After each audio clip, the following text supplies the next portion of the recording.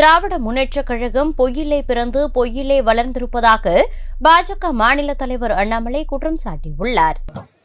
ஆட்சிக்கு வந்தே நான் கேட்ட ஒரு மாசம் கழிச்சு அண்ணா எல்லா மகளிருக்கு 1000 ரூபாய் கொடுக்கறேன்னு சொன்னீங்க, ஏனே கொடுக்கல?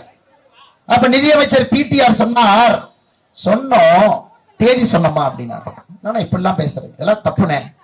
சொல்றேன்னு சொன்னீங்க, கொடுக்கறேன்னு சொன்னீங்க, ஏன் கொடுக்கல? 8 மாசம் கழிச்சு மறுபடியும் கேட்டோம், அண்ணே கொடுக்கின்றோம் என்று சொன்னீர்கள், ஏன் கொடுக்கல? அதற்கு பதில் சொன்னார், இல்லத்தரசி குடும்ப தலைவி யாருன்னு ஆராய்ச்சி பண்ணிட்டு இருக்கோம். அப்படி இல்ல, ஆராய்ச்சி பண்றதுக்கு என்னங்க இருக்கு? ஒரு குடும்பத்துல ஒருவருடைய மனைவியோ ஒருவருடைய தாயோ குடும்ப தலைவி இல்லைங்களா? ஏன்னா நாம் எல்லாம் ஒருவனுக்கு ஒருத்தி என்று வாழ்கின்றவர். திமுக காரங்க சொல்றாங்க யாருன்னு ஆராய்ச்சி பண்ணிட்டு இருக்கிறோம்.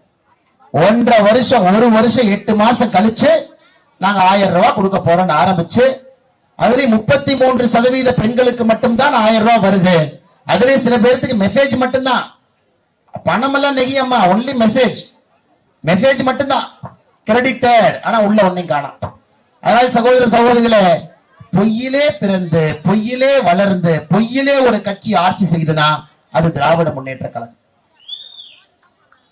இதையெல்லாம் முறியடித்து 2024 பாரதிய ஜனதா கட்சியினுடைய ஆட்சி மறுபடியும் 3வது முறையாக மோடி ஐயாவை நீங்கள் அமர்த்த வேண்டும் என்கின்ற அன்பான வேண்டுகோளை வைத்து செய்திகளை உள்ளது உள்ளபடி தெரிந்து கொள்ள ரெஃப்ளெக்ட் நியூஸை சப்ஸ்கிரைப் பண்ணுங்க.